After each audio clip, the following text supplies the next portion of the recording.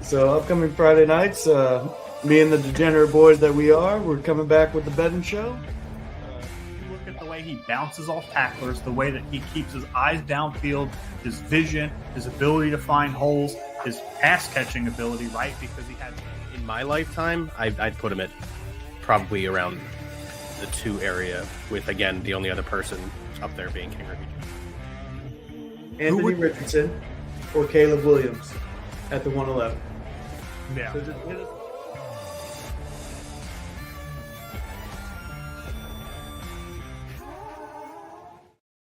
Ladies and gentlemen, welcome to another episode of BSing Sports here on the BSing Network, where we do a little BS and we talk a whole lot of sports. With me, as often as it can be, is Ryan on our prediction show this week. Ryan, how you doing today? What's going on, man? Not too much. I haven't watched any of the Army-Navy game. You told me that Army is kind of getting shellacked out there. Yeah, they are. It's not looking good. It is what it is. You win some, you lose some. Tonight, we win some. We are in a 1-0 streak for this week's bet. We are indeed. Never a doubt. There was very seriously a doubt. I was sitting here watching it on my phone, doubting. Yeah, going into the third period, even halfway through the third period, I was like, psh. Then they scored that third goal. Then the Flyers went ahead and pulled Ayrton with 5 minutes left, and I was started picking up all this momentum. I was like, okay, if the over hits but the Flyers tie this game, I'm okay with that. But that did not happen. And neither did the over. So Correct. We're good. So for those of you following along, we're in week 15 of our NFL prediction show at BSing Sports and then some other degens. Right now in first place is Jake. In last place is Monty. And everything in between doesn't really matter. So that's where we're at. Yeah. Interestingly enough, I was the only person to pick the under for the Rams game, and nobody really knew it was raining till 15 minutes before the game started. But I just don't like that big ass number right there. It clearly affected Stafford and Purdy. Neither of them looked sharp, at all. That's very true. That didn't look like a good game. That's a game I was watching on my phone as well while I was watching the Flyers. Scott Lawton going with the golden sombrero, but yeah. Again, the other night the Flyers had a great game. I know this isn't a hockey channel, but or one of our hockey shows, so it's fine. We'll get moving. Let's see. So I guess we'll just get right into it, right? Obviously, the Rams win the other night. It was a close game, very close, but it was on the under. So Ryan's 3-0 to start the week. I'm 2-1. First game on the docket. Chiefs are visiting the Browns. Kansas City is favored 4.5 points. 44.5 is the over/under. Bill, why don't you give us a zoom here on the picks? Yeah. I'm sorry. Yeah. I might be young. The eyes don't work very well, though. Actually, I can do just a little bit more for those of you with no, that might be a little too much. That's fine. We can just scroll down. Yeah, that's fine. Go ahead. For me, the Chiefs are 12-1, whatever their record is, for a reason. They have not been playing convincing football. Their defense has been keeping them in games. You said it last week. And the Browns are kind of in shambles a little bit. While it's fun to watch Jameis Winston sling it around like that, going 3 touchdowns, 3 interceptions every game is a recipe for losing. Chiefs, and then I just don't think, again, because the Chiefs defense is so good, the Browns can score, so give me the under. Yeah, this is a recipe for disaster, particularly against a team that can capitalize. I'm not saying that I think the Chiefs will blow the Browns out here, because if we're being completely transparent, I just don't think at this point we can sit here and say the Chiefs have the offensive firepower to do that. I know Mahomes, they ultimately win games, but they're not doing, they're not blowing anybody out. They have one of the lowest point differentials, positive point differentials in the NFL. There's 10 teams above them. There's a reason for that. They win close, gritty games. That being said, I do think Jameis Winston's turnovers cost them enough to where the Chiefs can cover this game. Yeah, I agree with you there. I think it's a 7-point game, but I think it's a 17-10 game, 21-14. I've got 24-17. I just don't know that the Chiefs can put up 24 points. I just don't. I think Winston can turn the football over enough that it'll ignite the Chiefs' offense. Think about where we've come in a year. I don't think the Chiefs can score 24 points. Like, what has happened to them in the past year? In the past, I mean, so Mahomes just hasn't played very well. Like, I know that he's come up big in big moments, and that's what big time quarterbacks do. Like Patrick Mahomes is still a very good quarterback, but looking at his individual quarterback play, yes, he doesn't have Rashee Rice this year, but like halfway through the season last year, Rashee Rice started to pick it up, and Mahomes has kind of looked just all right to good from that point on. It's kind of weird. Ever since Rashee Rice kind of broke out and became who Rashee Rice became, Mahomes' play has trended downward, which is a little odd, but nonetheless, they still win football games. So I'm taking them to win. Again, they got one loss in the season, so you got to keep betting on them until you can't bet on them anymore. Next, we're moving on to the Bengals. Sorry? Do they have one loss or two? One. Unless they lost this past week. I know they lost to the Bills. That's the only loss. That's the only loss I think they have. I'm going to verify. They came back and beat the Chargers last week on a last-second field goal. Yeah, you're right. So for some reason, I've had two losses in my head. That's on me. Yeah. No, so moving on to Bengals Titans. Cincinnati is on the road favorite at 5.5 points. 46.5 is the over/under. You have the Bengals covering the 5.5 point spread. I don't. What do you got for me? Yeah, I just don't think the Titans can keep up with the Bengals. The Bengals offense has been a juggernaut all season, and they've just been terribly let down by their defense week after week after week, up until last week. And I see a very similar outcome to last week's game that I see here. I think that the Titans score enough points to make it competitive, but ultimately I just don't think they have the firepower to keep up with the Bengals. And I could see the Bengals winning this game by a touchdown. I went the other way on it because of the defense.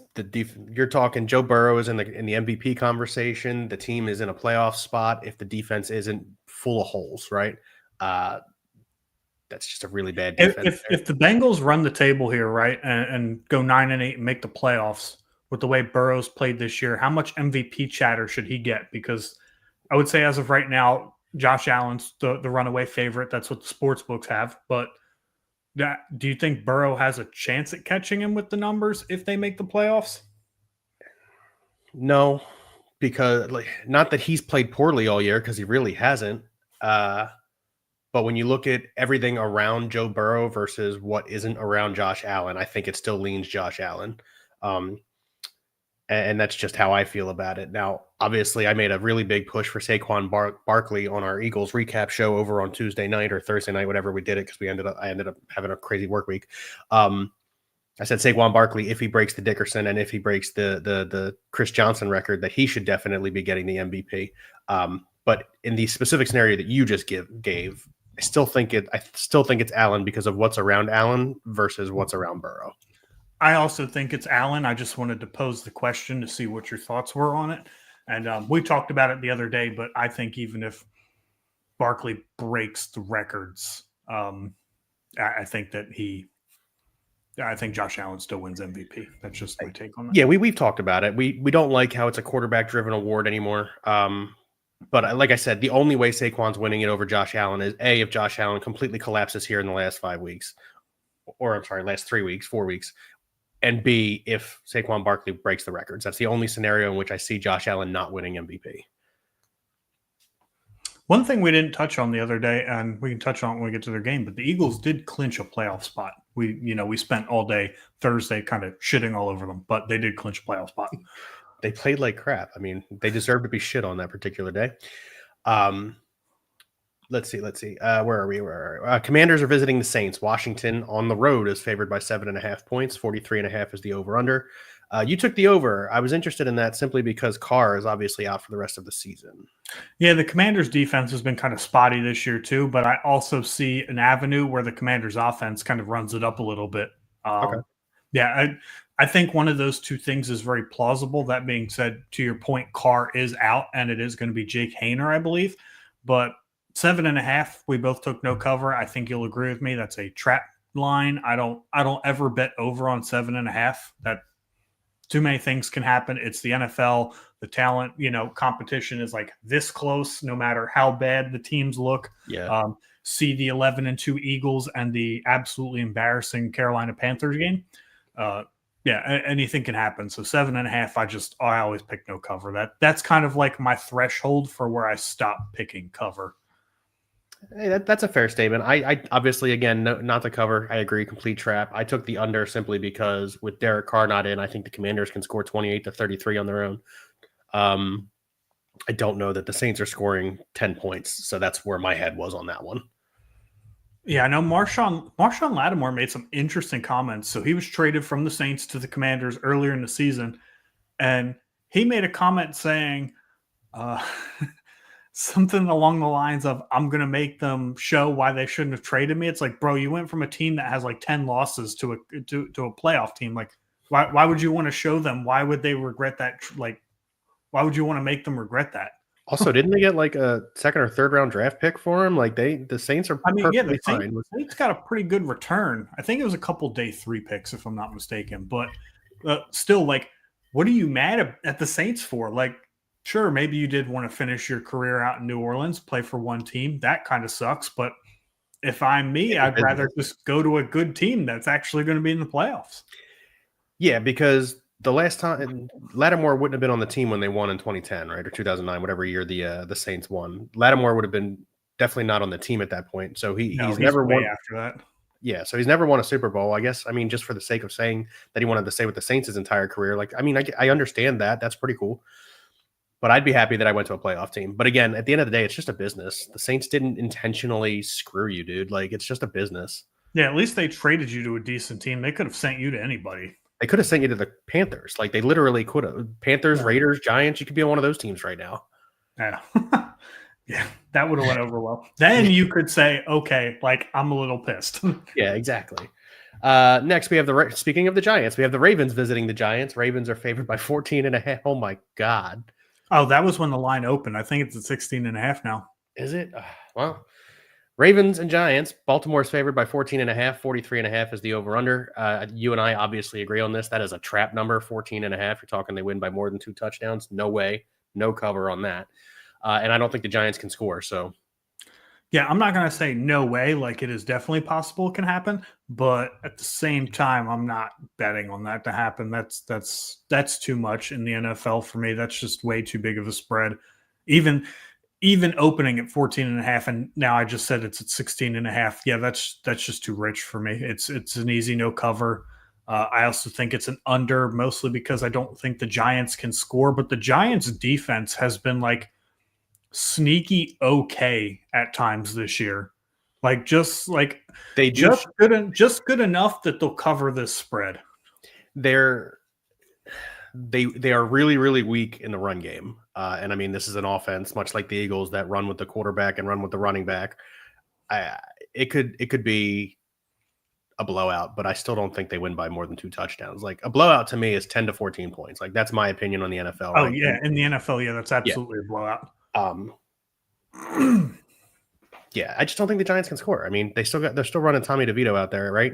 He's been I think DeVito's getting started. I think Drew Lock's hurt. Okay, yeah. So I mean, no, for me, this is a no-brainer. So we move on to the first of our 3 disagreements on teams this particular week. Cowboys are visiting the Panthers. Panthers are home favorites at 2.5. 43.5 is the over-under. For the first time in 33 games since 2022, the Carolina Panthers are the favorites. That is a crazy stat. Yeah. That is a crazy stat. 43.5 is the over-under. Ryan, you took the Cowboys. I'll hear you out, and then I'll give you my rebuttal. So for what it's worth, that line has moved to -3. So the way we do this pool, it could have opened at 2.5, or it could have been at 2 by the time Jake made this sheet. Thank you, Jake, for making the sheet, by the way. So that's at 3 now. But after watching the Cowboys with Cooper Rush, I feel like they do look like a competitive team to the level of the Panthers, right? Like they were pretty competitive against the Bengals. They ended up losing that game. They've kind of hung around in games. Granted, the Eagles kind of took it to them, but I don't know. It's just I have a weird gut feeling that this ends up being kind of a shootout. I'm not impressed with either of these defenses. And I just like the way that the Cowboys have hung around in games. I feel like they can steal one here. See, I'm going to go with the opposite. My rebuttal is that the Panthers have been hanging around good teams. The Panthers hung around with the Chiefs. The Panthers hung around with the Buccaneers. Panthers hung around with the Eagles. And I realize that all three of those teams played poorly against the Panthers, probably looking past the Panthers. However, the Panthers did their due diligence and hung around. The Cowboys are not a good team. They just aren't. And the Panthers should win this game, in my opinion. I've got them. I've got them to cover because I think they win by 3. I think it's a really close game again. I think the Panthers win by 3. But I don't know that the two teams together can get to 43.5. Oh, I see like 27-24. I think this ends up being like, for all intents and purposes, I feel like it ends up being a pretty good game.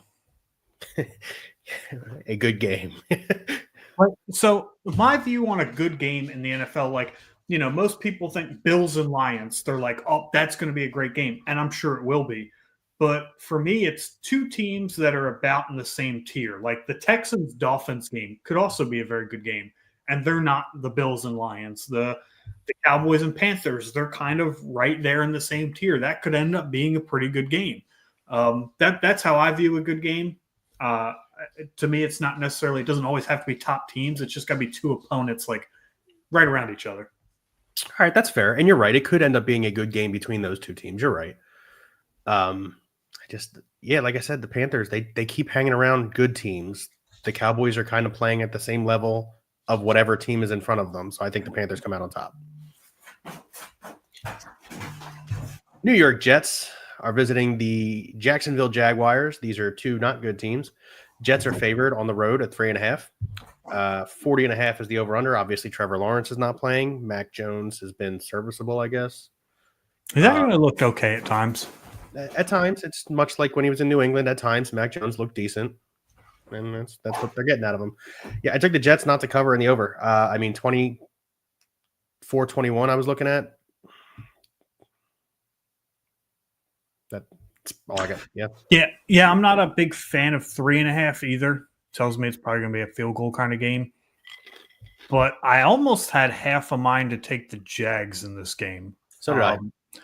I just on offense, they've looked okay. Like with Mac Jones, they've looked just okay. They haven't looked great. They haven't looked bad. At times, the Jets, however, have looked bad on offense. I know they're getting Breece Hall back this week, reportedly, but they just don't look good. And then the defense for the Jets has got to be one of the biggest letdowns of the season. I mean, they are an average defense all around. Sauce Gardner looks lost. Like, he looks terrible this year. I don't know the regression on Sauce Gardner. I have 2 follow-up questions when you're done giving your point, but I don't know what the regression is on Sauce Gardner, man. But yeah, I took the Jets honestly because they're favored, but I took the no cover as a hedge. Like, I don't have any faith in the Jets. Same. Follow-up question number 1. Aaron Rodgers, does he return? To the Jets? No.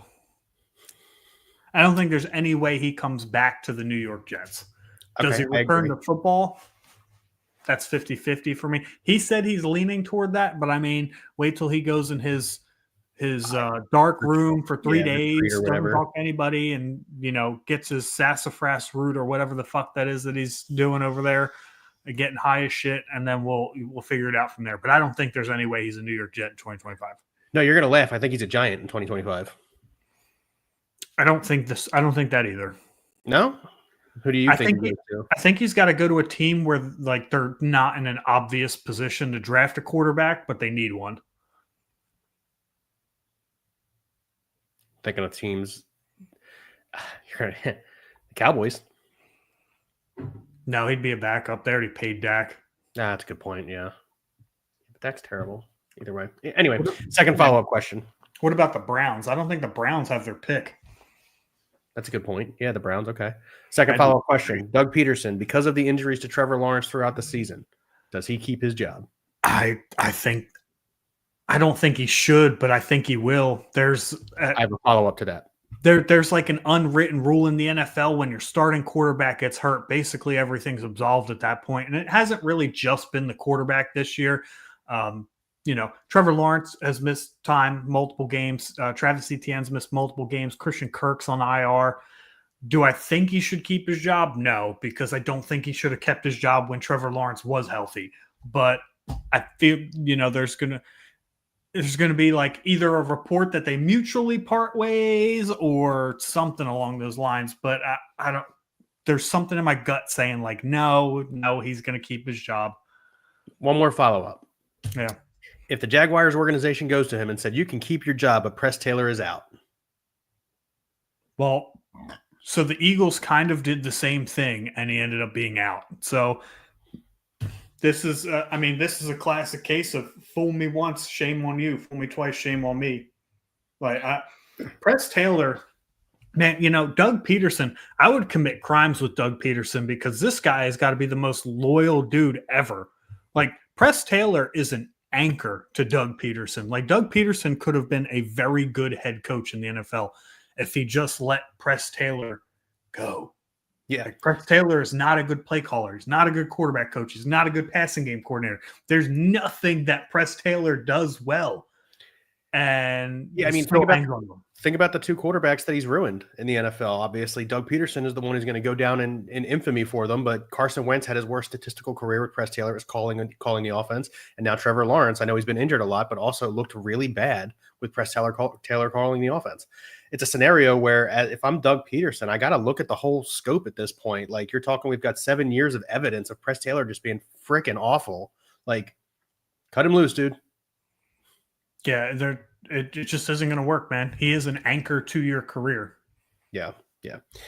Moving on.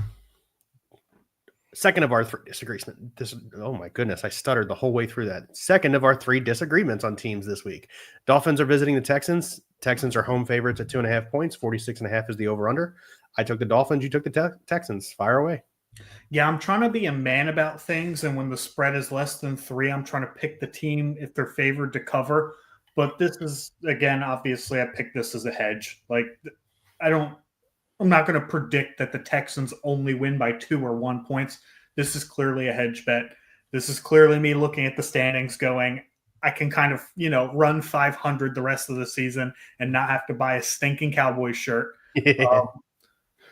That I could see either one of these teams winning. I do think 46.5 is a little high.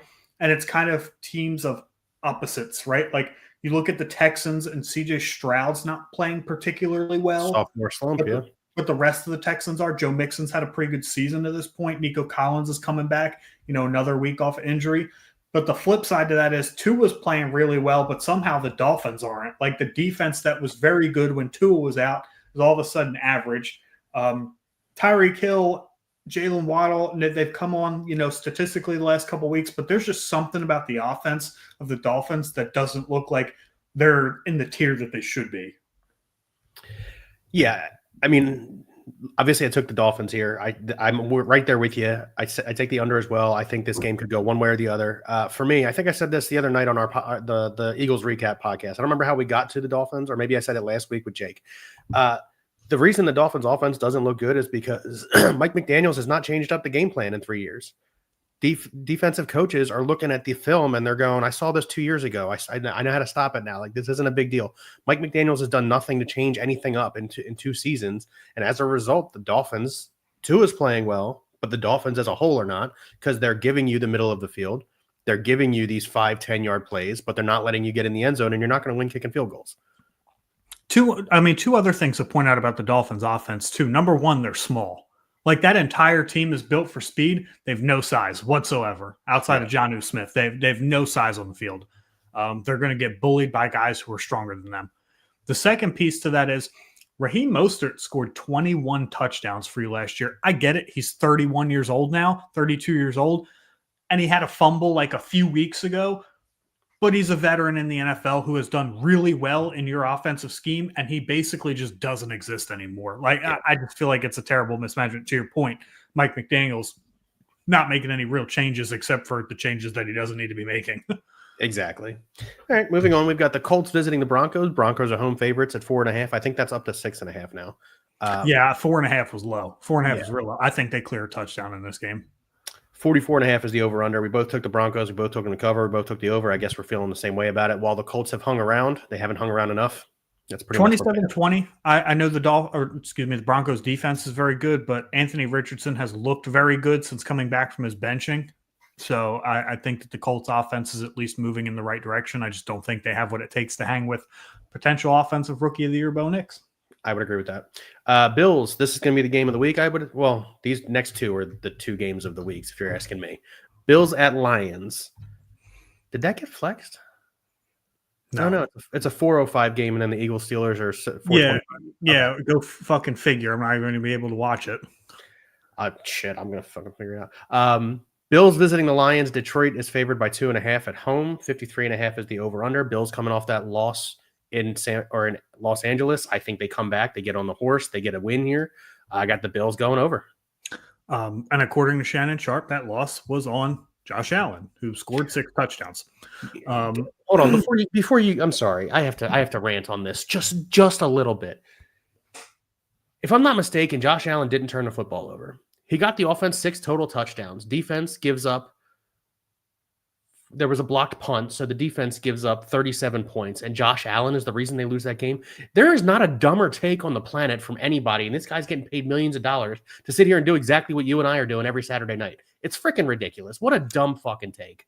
I think the worst part about it is Shannon Sharp is a former offensive player in the NFL. I guarantee you, if he was on a team that lost a game like that, the first thing he'd be saying in the locker room is, where the fuck was our defense? Yeah, but on air, because he gets hot takes, he gets credit for hot takes. He says it's Josh Allen's fault. Like, dude, blow smoke out of your ass. If you score 42 points in the NFL, not only should you win the football game, you should have blown out whoever the fuck you were playing. At that point, if you don't, like, it is entirely on the defense. Look at the Show Bengals. up. Look at the Bengals. Yeah, It's show up. exactly that. Yeah, Sorry. Anyway, but Lions. to my pick for this game, I picked the Lions and I picked the cover because, again, I'm trying to be a man about it. That being said, I only picked the Lions because they're the home team, which is why they're getting 2.5 points. I'm sure if the Bills were the home team, they'd be getting 2.5 points. This is just a game where I really want to kick my feet up and watch it, but I can't because the Eagles won first. Because the Steelers and I also took 53.5 is a very, very, very, very large number. Yeah, but look what the Bills just did in LA. Like, I think it's going to be that type of game again. And I'm sure Sean McDermott let his defense know that was entirely unacceptable. We watched Sean McDermott for many years be the DC in Philadelphia. Yeah. Heir apparent to the late Jim Johnson. 4:25 game, like America's game of the week. Pittsburgh Steelers visiting the Philadelphia Eagles. Battle of the Philadelphia Championship. Are we getting Homo Romo? Pennsylvania. Battle of Pennsylvania Championship. What's up? Are we getting Homo Romo for this week? No, it should be Fox, right? It'll be Brady. See, I thought that, but then I've watched 2 NFC teams get CBS this year. I don't know what the hell's going on anymore. But it's the 4:25 game, so it should be Fox and it should be Brady. Yeah, that's good. Okay, yeah. That's good. I don't have to listen to Gabe Boy anymore. Come on, man. Philly favored at 5.5. 42.5 is the over-under. We both take the Birds. We both take them not to cover. We both take the over. I'd like to say that I believe the Eagles will win by a touchdown. Here's what I believe. The Eagles are going to make it a point to be effective in the pass game this week. I think they start fast. Unlike the rest of the season, I think they get going right away. First play run from Saquon Barkley for like 5 yards, and then they take a shot. I would not be surprised if it hits. This is a high-scoring game to me in the sense that the Eagles are going to put up 31 points. Do I think the Steelers without Drake London, keeping in mind Drake London is not playing? Drake London's a wide receiver for the Falcons. I'm sorry.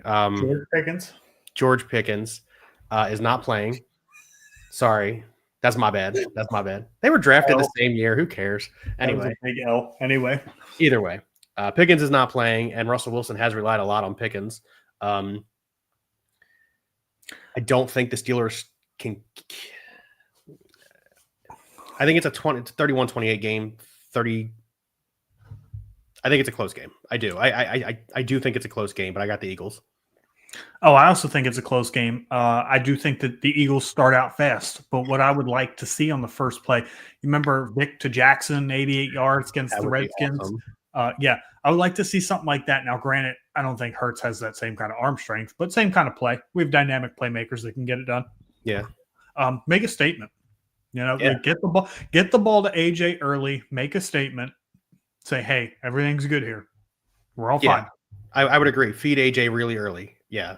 Get him involved, and then do what you've done all season. Fourth quarter, it's the Saquon Barkley show. Tim Hawkins says, let's see less RPOs. The problem with that is the R in RPO has worked so fucking well this year. Yeah, it's hard to take that out of it when Saquon Barkley is on the verge of breaking Eric Dickerson's record. And even when Jalen takes it, he's gotten smarter about it. And also, again, he's no longer trying to do that pump crap. He just takes off. It's more effective. It's hard to take the RPOs out of this type of offense because of the weapons that you have. It just is what it is. Yeah. RPOs are nice from time to time, but I would like to see more straight dropbacks. I would like to see more regular play action. I'd like to see some more diversity in the offense. Yeah. Patriots at Cardinals. Arizona is favored by 6.5 points. 45.5 is the over-under. I don't think they win by 7, so I've got them not to cover, and I've got the over because I think this is kind of a shootout. Drake May has looked good at times. Kyler Murray's looked good at times. I think this is one of those games where the defenses don't really hold up their end of the bargain, and the game goes over. Yeah, I agree with everything you said, but one side note is I actually have an alarmingly high amount of fantasy football playoff shares in this game. I have a lot of Kyler Murray, a lot of Drake May. I have a lot of James Conner. I have some Marvin Harrison Jr. I have a lot of Trey McBride. I have James Conner in 3 leagues. So I would be very okay if this game was 52-48. And James Conner ran for 7 touchdowns. I agree. Yeah, or received 7 touchdowns. Either way, James Conner, do your job. Ken Brandt asks, is Drake May real? I can't confirm. I've never met him in person. To actually answer the question, from what I've seen from Drake May, he does look legit. I think he needs a few years to develop. But I do think he's the real deal. I think the Patriots may have found a franchise quarterback there. Why is that? Better than a dumbass. Being called worse. But yeah, so from what I've seen from Drake May, I do think he's the real deal. Like I said, if you go back and remember the first few seasons of Tom Brady's career, he looked a lot like Drake May does now. Wasn't super efficient with throwing the football. He had to get better at doing it, and he did. I think the Patriots have found their franchise quarterback. I do. Yeah, and outside of Hunter Henry and Ramondre Stevenson, there's nobody worth a shit to catch the ball there anyway. Good point. They desperately need a real playmaker on the outside. They need to get him a real weapon. Yeah, I would agree with that. But yes, I agree with your take. I think he's potentially their next franchise quarterback. Hey, even a broken clock is right twice a day. We got the Buccaneers visiting the Chargers. Chargers are favored at 3.5. It seems like we had the same mindset here. Truth be told, I almost took the Buccaneers. If this was in Tampa, I probably do take the Buccaneers. Yep. Mm-hmm. Sure do. Yeah, and then obviously because of that, I'm hedging my bet here. I'd like to be a man and just say the Chargers went outright, but I'm hedging my bet, trying to get some wins on the board. And the under, both defenses have played well as of late. Oh, I could definitely see this being a 3-point game too. I'm not, necessarily hedging, but I agree. It could be a 3-point game. Yeah. So your take on this? The only thing you really didn't touch on was the under. So I'll touch on the fact that 45.5. If this was 41.5, I might go over, but 45.5 I think is a little rich, especially with how good the Chargers defense has been against the pass. I think it's a low scoring game. I think the Bucs play ball control. I think the Chargers all year have played ball control. I think it's a lower scoring game. Time of possession is going to be key here. Yeah, I would agree with that. Yeah, it's a big game for the Bucs too because they're trying to win the division. Yeah, and right now the Falcons, who they are tied with, have the tiebreaker, so they need to keep winning games, and they need the Falcons keep losing. This is going to be a good game. It is going to be a good game. This is a rematch of the what was it? The fake refs or the temporary refs messing up a call in the end zone. Oh yeah, where they called it an interception. It was a touchdown catch or something like that. Yeah, that was a few years ago. Ooh.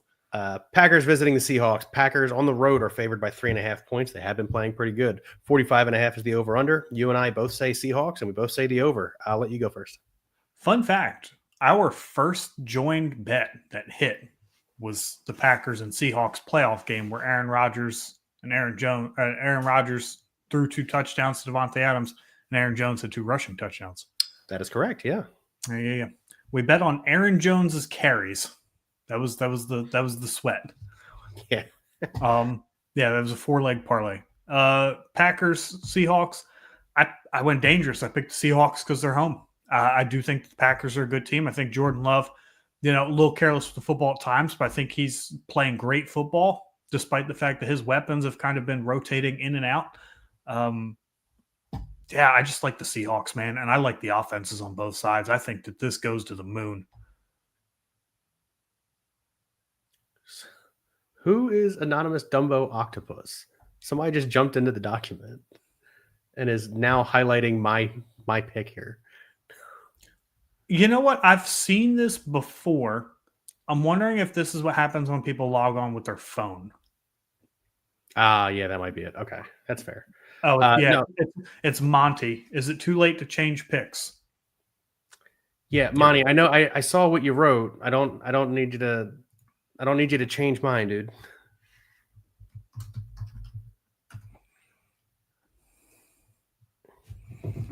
Just put Falcons fuck off over. There we go. You did have no cover, right? No, I did have no cover, yeah. I thought you had the same as me. Oh, I did. No. We did have identical. I had them. Yeah. I was about to say, I think you had the same as me. Okay. Hello. Do what I'm telling you to do. There we go. Oh, what's the other one? We saw Dumbo Octopus. What's that one? Anonymous Hyena. They're all getting on now, trying to put their picks in as if like they didn't know the show was at 6:00. Can you lock the document so they can stop messing with it? Hold up. I want to get in there on my phone and see what it populates. That's fair.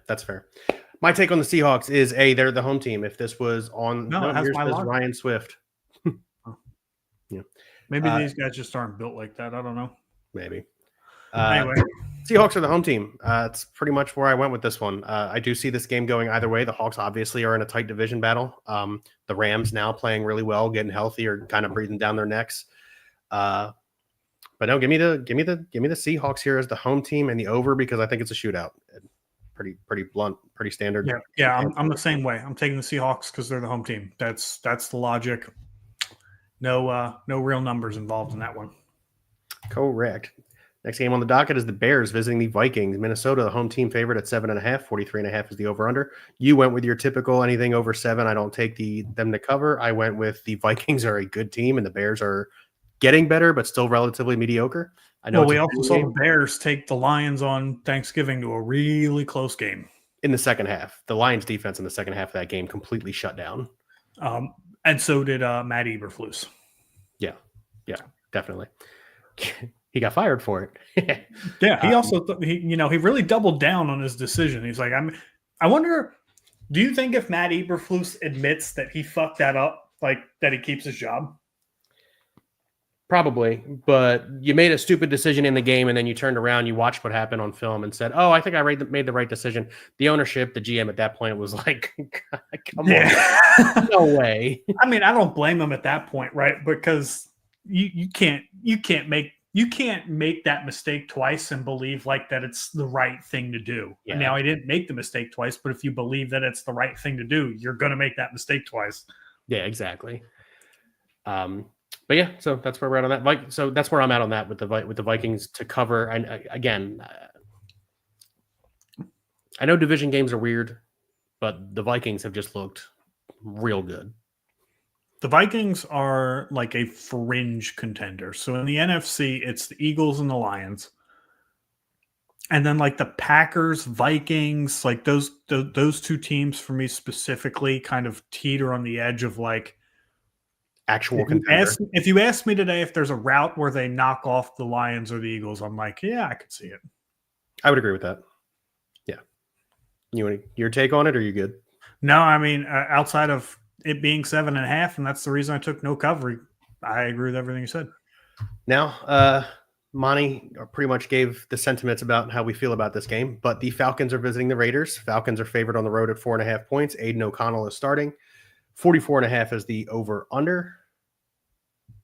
I took the over because both defenses are crap. I took the Falcons because they need to win. Shrugs. Yeah, I took the Falcons because Max Crosby is now out indefinitely. They should shut him down for the season. The Raiders have Desmond Ridder starting at quarterback. And yes, Kirk Cousins, right, yeah. Kirk Cousins is playing awful football, but he's a veteran in this league who has played at a very high level. I know this is a primetime game, not the most friendly for him, but I believe he's got to turn it around at some point and not, play hero ball, but I think he plays at least decent enough that he should turn around the offense for the Falcons this week. So that's what I'm at. No, that's it. That's all I've got for it too. I don't have a definitive reason for taking the Falcons other than the fact that the Raiders are just god awful. So that's pretty much where I was at on that. How much time you got on your hands? Oh, sorry. It didn't go back to what it usually does. I got a few minutes. What do you got? I've got something. Okay, let me remove this. It's Saturday. It is Saturday. It is Saturday. I haven't thought about baseball in so long. All right, pull yours up, huh? Yeah, all right. Give me a second. I'll throw down. All right, I'm going first. Pitched, played outfield. Rick Ankiel. Ow. Yuck. That's gross. 9%. I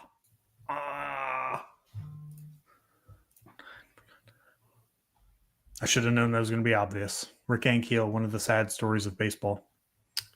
You ready for this one? Yep, that's a good one. Vince Velasquez would have worked. Vince Velasquez also came to mind. Would have worked in that spot. I wish there was a way we could split screen this. Yeah, I don't think we can. Yeah, I don't think we can either. Let's see. Only one team and pitched. Brad Radke spent all his years with the Minnesota Twins.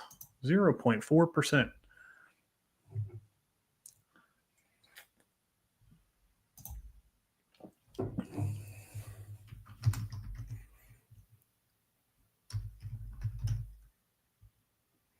I'm spelling it wrong, right? Yeah, no, there's no H. The first H isn't there. You're thinking of Sanchez, right? Yeah. Yeah, Christopher Sanchez right here. 0.1% on Christopher Sanchez. There you go. Attaboy. I just figured you brought up baseball on Thursday, and I watched them play the Immaculate Grid yesterday. I was like, let's get back to it. I was like, it's Saturday, so Bill has a chance. It is a set. Yeah, that's 100% right. Yeah. Played outfield, 100 RBI season. I'm going with El Caballo, Carlos Lee. Former Astro and White Sox for 0.3%.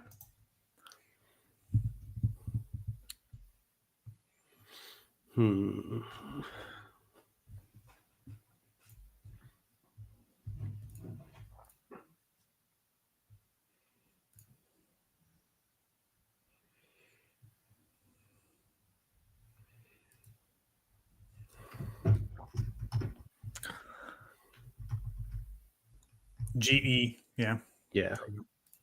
4% on Gehrig for only that's big for me. I needed that. Only one team, 6+ WAR season.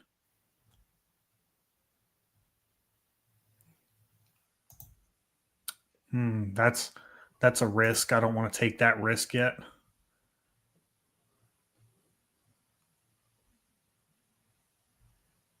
Let me see. Pitched one game, 300 average on the season.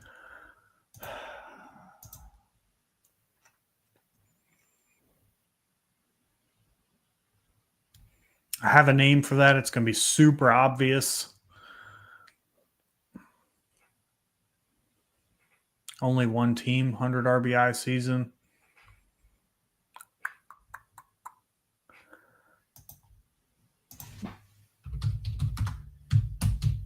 Mr. Howard for 0.4% at 300 average, 100 RBI season. I was going with a different Philly. Mr. Bobby Abreu. Bobby Abreu for 0.3%. Okay. Whatever I can do, you can do a little bit better.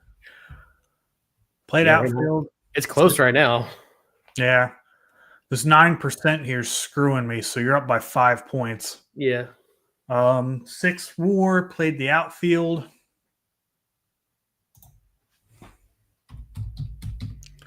Albert Pujols for 0.8%. And now you can't use them for that center square. Yeah.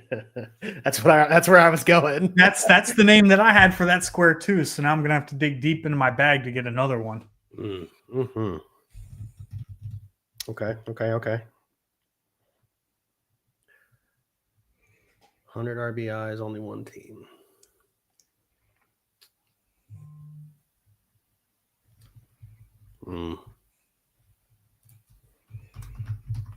This one's gonna hurt me.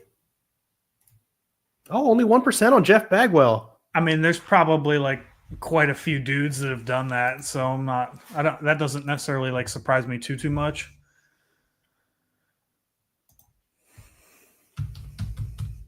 Carlos Beltran, 6 WAR, 300 average for 0.3%. Man, if we get into a tie, that 0.1% is going to do you some good. Yeah.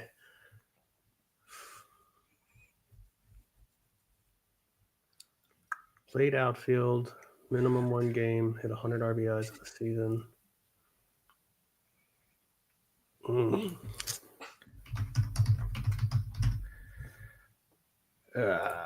1% on Hart. Oh, come on. Come on. That's a huge letdown. I thought for sure 5 to 7. Yeah, that's a huge letdown for me. That's not good, Chief.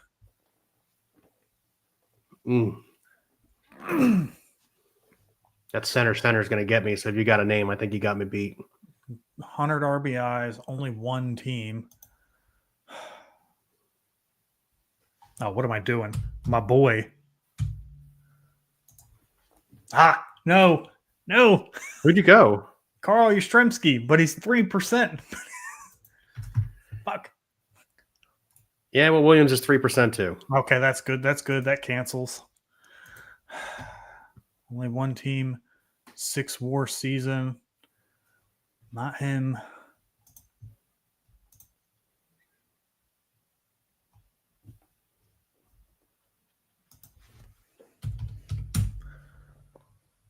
Yadier Molina, baby. Bang! Oh. Bang!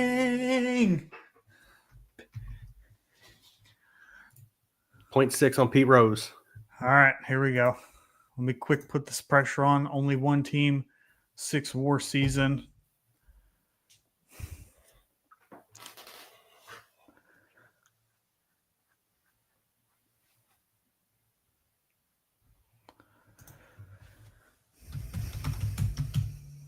Joe DiMaggio, 18. The number on DiMaggio was 2%.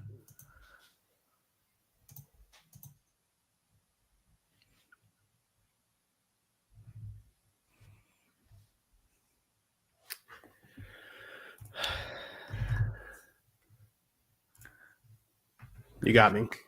I went with the Babe and that's where I lost 21% on the Babe.